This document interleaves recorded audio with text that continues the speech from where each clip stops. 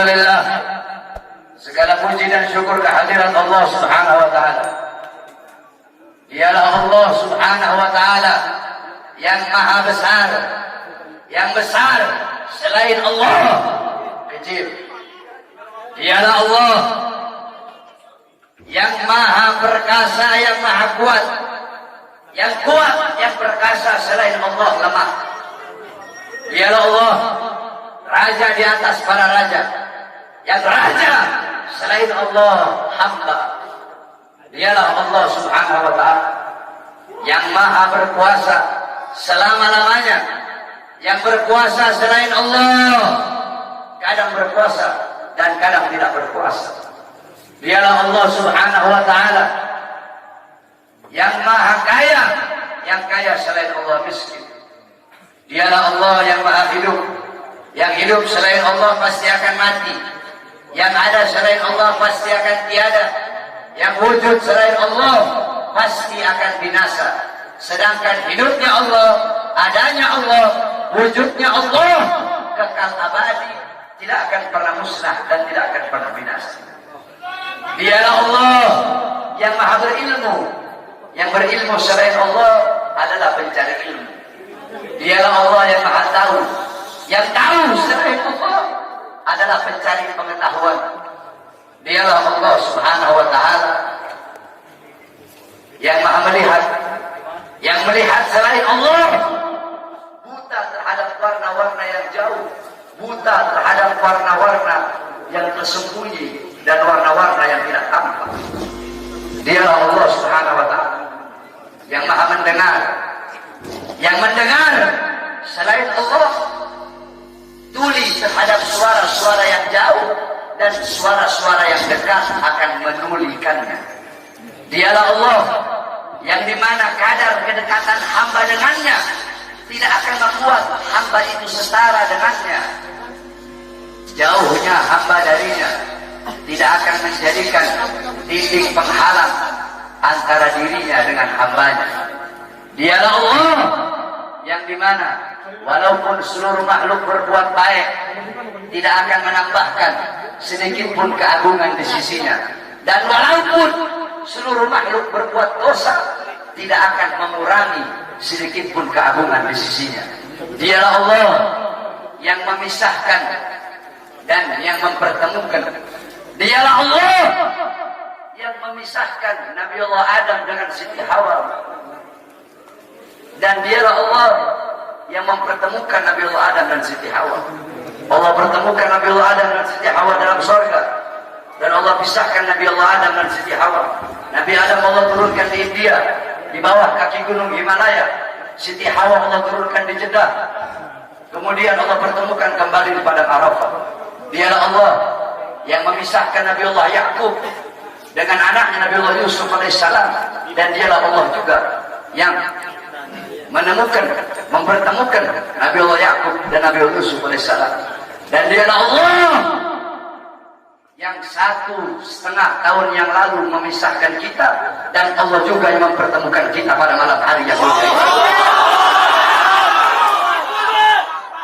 Saudara-saudara sekalian yang dimuliakan oleh Allah Subhanahu wa taala, alhamdulillah, saya bersyukur kepada Allah Subhanahu wa taala atas nikmat yang Allah Subhanahu wa taala berikan. Hadirin sekalian yang dimuliakan oleh Allah Subhanahu wa taala, Allah mempertemukan kita kembali bisa bertatap muka di majelis yang penuh dengan kemuliaan ini, di majelis yang penuh dengan keutamaan, yang dimana kita semuanya ketahui bahwasanya saat ini Republik Indonesia, negara kita cintai, sedang dilanda pandemi COVID-19, yang dimana kita duduk di sini untuk berdoa, mudah-mudahan Allah Subhanahu wa taala segera angkat penyakit COVID dari tanah Indonesia yang kita cintai. Indonesia tanah para aulia, Indonesia tanah para habaib, Indonesia tanah para syuhada. Insyaallah akan Allah angkat semuanya. Saudara-saudara, corona atau apapun itu disebutnya, itu menurut ulama-ulama min ahlil bawatin, itu mereka adalah makhluk ciptaan Allah Subhanahu wa taala. Saudara-saudara, sekalipun corona dikatakan adalah virus yang diciptakan oleh Amerika, atau virus yang diciptakan oleh Cina, atau virus yang diciptakan oleh dokter, pasti ada unsur-unsur makhluk ciptaan Allah yang Allah ikut sertakan di dalam penciptaan virus tersebut, sehingga yang memiliki kekuasaan penuh atas virus tersebut adalah Allah Subhanahu wa taala.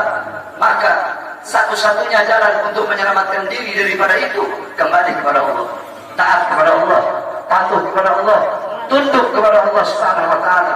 Ketika engkau takut kepada Allah Subhanahu wa taala, akan Allah tanamkan dalam hati para makhluk rasa takut kepada. Ketika engkau kembali kepada Allah, takut kepada Allah, taat kepada Allah, apakah ada satupun makhluk yang bisa mencelakaimu? Saudara-saudara, ada penyakit yang lebih berbahaya dari corona. Apa itu? Hati yang lebih takut kepada corona daripada hati yang takut kepada Allah Subhanahu wa taala. Hatimu takut kepada corona, sampai engkau lebih takut kepada corona daripada Allah. Itu adalah penyakit yang lebih berbahaya daripada corona itu sendiri. Oleh karenanya bukan berarti kita tidak harus ikhtiar, tetap kita ikhtiar dengan masker. Sebab itu diajarkan oleh para ulama dan diajarkan oleh orang-orang soleh. Tetapi jangan juga terlalu lebay sampai masjid-masjid ditutup, sedangkan mal tetap buka, Carrefour tetap buka, Carrefour milik orang asing, mal-mal milik orang asing, tempat-tempat yang jual beli sembako milik orang-orang asing dibuka, sedangkan milik pedagang-pedagang kecil ditutup. Apakah ini tidak merugikan rakyat? Apa yang mau terjadi di negara, saudara-saudara? Saudara-saudara sekalian yang dimuliakan oleh Allah, ada apa ini, saudara-saudara? Semua orang-orang disuruh berdiam diri dalam rumah, sedangkan tenaga kerja asing dari Cina mereka kirim sebanyak-banyaknya. Kalian membuat susah rakyat, kalian membuat rakyat kalian mati kelaparan, kalian yang menyusahkan rakyat, kalian yang menderitakan rakyat, kalian yang bikin rakyat kalian susah. Sudah sering saya katakan, saudara-saudara, para pahlawan-pahlawan, beliau-beliau mengorbankan jiwa, nyawa, darah, harta, keringat demi NKRI, demi kemerdekaan. Itu pahlawan. Pejabat-pejabat sekarang, pemerintah sekarang, mereka bukan berkorban demi rakyat, mereka bukan berjuang demi rakyat, tapi rakyat yang mereka korbankan, negara yang mereka korbankan, orang susah yang mereka korbankan demi kepentingan perut, partai, dan politiknya masing-masing. Oleh karena itu saya tanya, lawan apa biarkan? Lawan apa biarkan? Lawan apa biarkan? Saudara-saudara, saya baru tadi sore keluar dari penjara. Baru tadi sore saya keluar dari penjara. Tapi saya telah bersumpah ketika di pengadilan Bandung bahwasanya saya, Bahar bin Smith, bersumpah ketika itu di hadapan para hakim, di hadapan para jaksa, di hadapan para pengacara, di hadapan para seluruh hadirin yang hadir. Saya bersumpah, saya, Bahar bin Ali bin Smith, bersumpah demi Allah, selama kedua mata saya masih terbuka untuk melihat kemungkaran, melihat penderitaan rakyat, melihat kesusahan rakyat, maka selama itu tidak ada satupun yang bisa membungkam mulut saya. Oleh karenanya, apa yang saya sampaikan pada malam hari ini, saya tidak takut besok pagi saya ditangkap polisi di penjara lagi, nggak ada masalah. Sore ini saya keluar, besok pagi saya ditangkap lagi demi berjuang untuk rakyat, berjuang untuk Indonesia, berjuang untuk rakyat susah yang sengsara, di lockdown, dimatikan di dalam rumahnya sendiri. Saya ridho, saya ikhlas, besok di penjara lagi, saudara. Oleh karenanya hadirin sekalian yang dimuliakan oleh Allah Subhanahu wa taala, terus berjuang. Saya tidak akan pernah kapok. Kami pada awal itu sudah bilang, saya tidak akan pernah kapok dalam menyampaikan kebenaran. Jangankan cuma di penjara, walaupun harus dibunuh sekalian. Andaikan dibunuh, mayat saya tiba di sini, anak istri saya akan tersenyum menyambut mayat saya, saudara-saudara. Kenapa? Saya bukan penjahat, saya bukan koruptor, saya bukan narkoba, saya bukan maling, tapi saya membela agama Allah. Saya bela ajaran datuk saya Rasulullah. Saya membela kehormatan para habaib, para anak cucu Rasulullah Sallallahu Alaihi Wasallam. Sehingga pada tadi sore, alhamdulillah, berkat doa semua umat Islam, doa para ulama, para habaib, saya bebas. Dan malam hari ini saya berbicara di hadapan engkau semua umat Islam. Dan jikalau apa yang saya bicarakan ini menjadi masalah, menjadi perkara, saya ridho, saya ikhlas. Besok di penjara lagi tidak jadi masalah buat saya. Oleh karena itu, tetap kita harus ikhtiar, berusaha dengan memakai masker, dengan wudu. Sebab itu diajarkan oleh Rasulullah SAW. Tidak bisa itu cuma tawakal, hidup mati di tangan Allah. Tidak ada ikhtiarnya kalau tidak wudu itu. Dulu ada sahabat Nabi Muhammad itu punya onta, dibiarkan begitu saja. Kata Nabi, kenapa kau biarkan? Saya tawakal sama Allah. Kata Rasulullah SAW, ikat kau punya onta. Itu ikhtiar, usaha agar ontamu tidak hilang. Kalau sudah ikhtiar, lalu kamu doa, ya Allah, jaga saya punya onta biar tidak hilang. Ikhtiar udah, baru terakhir kau tawakal. Ikhtiar udah, doa udah, baru tawakal. Mau hilang kayak mau enggak kayak urusan Allah. Ikhtiar, pakai masker. Ikhtiar, wudu, jaga kebersihan, itu ikhtiar usaha kita, berdoa, ya Allah jangan sampai saya kena corona. Kalau habaib sih, kita orang sih habaib sih, ada masalah sama corona sebenarnya. Jadi kalau sama Habib ini jangan bilang beb awas kena corona, salah. Bilangin sama coronanya, corona awas kena Habib.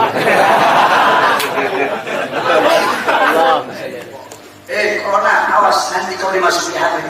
Bukan corona masukin Habib, Habib masukin kau. Paham? Paham? Jadi tetap kita ikuti aturan pemerintah. Selama aturan pemerintah itu tidak melanggar agama, kita sebagai warga NKRI yang baik wajib taat, wajib patuh kepada peraturan pemerintah, peraturan MUI. Betul? Karena apa?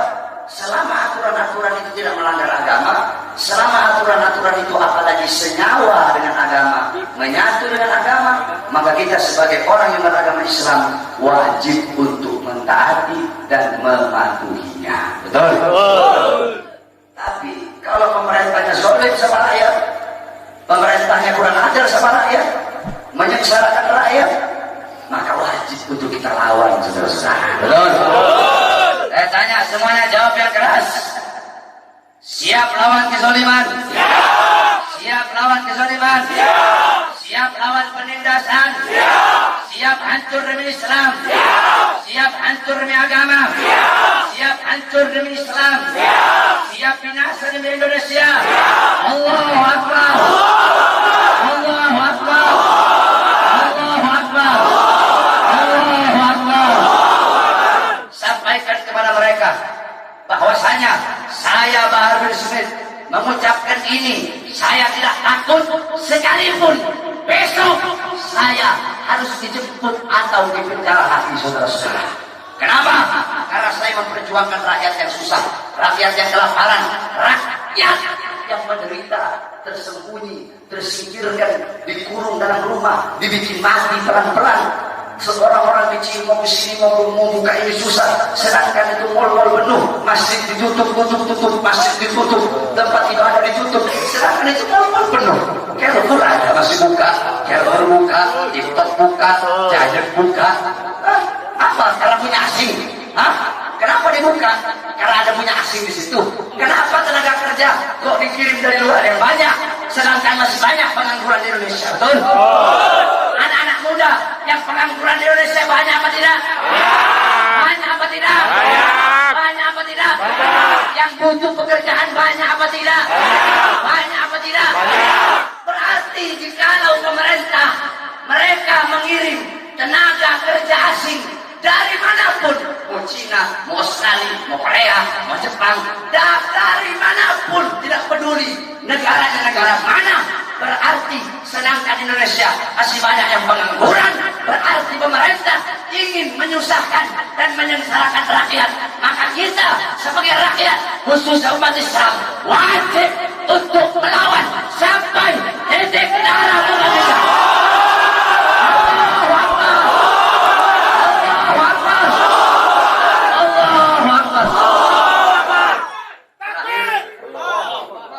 Kita sholat witir. Habis sholat witir, ini semua nih umat Nabi yang hadir, anda layanin foto. Semuanya. Tapi rombongan jangan satu-satu. Kalau satu-satu itu bikin matian. Nanti diatur sama laskar jejer yang rapi, biar jejer sampai ujung di sub, kan nggak ada masalah. Anda layani nanti. Anak khodimul ummah, anak pelayan umat. Anak kau ini udah datang kecewa-kecewa. Udah datang jauh-jauh kemari, terus ini kecewa. Anak kau. Jadi anak layani itu semua. Laskar tinggal nanti ente wajib nurut sama laskar yang jagain. Rombongannya berapa? Jangan rombongan 10 kau bilang 5. Jangan rombongan 20 orang kau bilang 3. Kasihan sayanya nanti. Paham?